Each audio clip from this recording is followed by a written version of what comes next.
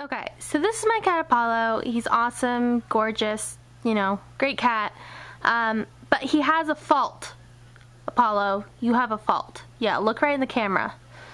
His fault. And I feel like I can't, like, okay, that, you think that's bad? This is what my cat does. If the window is open, see how that window's open, and the blinds are down, he freaking tries to go through the blinds to get to the window. You see how this is kind of like half? Well, I just want to show you how bad this is. God, this is... Okay, so I'm going to pull it down. Look at that. Look at that. That is from my animal literally chewing on the ends of the blinds to get in the... It just drives me nuts. Let me move this. Okay, so as you can see, when you put them all there, that he like... Apollo, I love you. You're awesome and cute, but really, really, you ruined mommy's blinds. And people are going to see this and be like, that's a monster cat. This is the only thing he does, though. He doesn't claw the furniture. He just messes up the blinds. And thank God that they're cheap blinds, or I'd be pretty angry. I know my boyfriend's really angry about it, but what are you gonna do? I just want to show you something. Remember how I said that I wasn't gonna do like a book haul for a while? Well, I'm not, but that doesn't stop me from buying books. Seriously. Like, this is so bad. It's alright though. I get an enjoyment buying books. And I read a lot, so it's, yeah, look at me trying to convince you guys. It's pathetic. But I'm not gonna show these for a while. But look, you can see like some of them are bargain books, so it's okay, right? Okay. Hey guys, so I'm here with another book review, and it's going to be two book reviews in one video. That way I don't spam your subscription screen. And it's going to be on Gone by Michael Grant and The Vampire Academy by Richelle Mead. I finished this one just the other night, and Gone was right before the weekend, I believe on Friday. So the first book review I'm going to do is Gone by Michael Grant, and this book, I give it a 4 out of 5. I definitely liked it a lot. It was really great. It was part of my dystopian challenge. It does have some dystopian elements, but it is definitely more science fiction, and yeah, I'd go with that, science fiction. But it did have like dystopian world building and things like that. So I would still classify it as dystopian, sort of, but it's definitely more science fiction. This book is about, a guy named Sam and his friends, and one day in the middle of class, all the adults, all the teachers, everybody from ages 15 and up just disappeared. They're gone. No one can find them. There's no one that's left that is above the age of 15, and it's kind of really hectic and crazy, and there's bullies because they want to try and rule what's going on, and it's really kind of messed up because there's so much fighting. There's a lot of violence in it. I wouldn't say it's graphic violence, but it's definitely violent, and it's really action-packed. It was really crazy read. I can't really tell you more than that because I would be giving things away, so that's interesting. It was a really good read. I liked it a lot, like I said.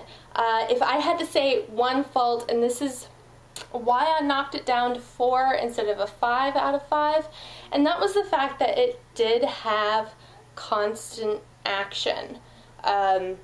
And I know some of you guys are going to say, like, what's wrong with that, constant action?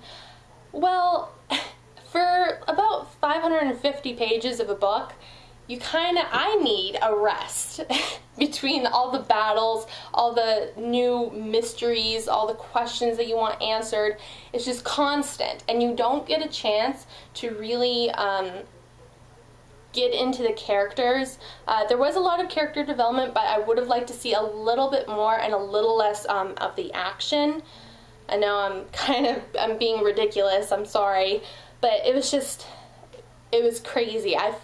I mean, it took me 2 days. I probably could have gotten it done in one, but I just needed a breather in the middle of the book because I was like, whoa, I need to calm down because this book is just crazy right now.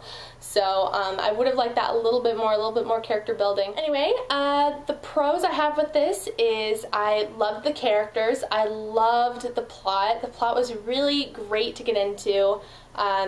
It had me hooked from the first page. I just couldn't stop myself from reading, and it's a pretty thick book, but I was able to read it in about 2 days, and I really enjoyed the writing and the style of the world. It was definitely different, which was awesome in these kind of books, so I'm excited about that. And I believe this is the first book out of 6.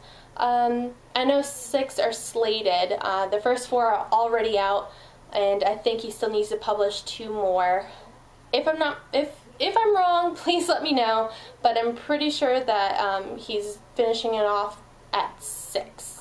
Definitely can't wait to read Hunger and see where this book goes, and I'm sure there's going to be plenty of more character building since it is a 6-book series, so it was really great. And if you're looking for something with a different twist in the dystopian genre and the science fiction genre, I definitely give this a try, and I liked it. Next book review is going to be a mini series review, and that's on the Vampire Academy series.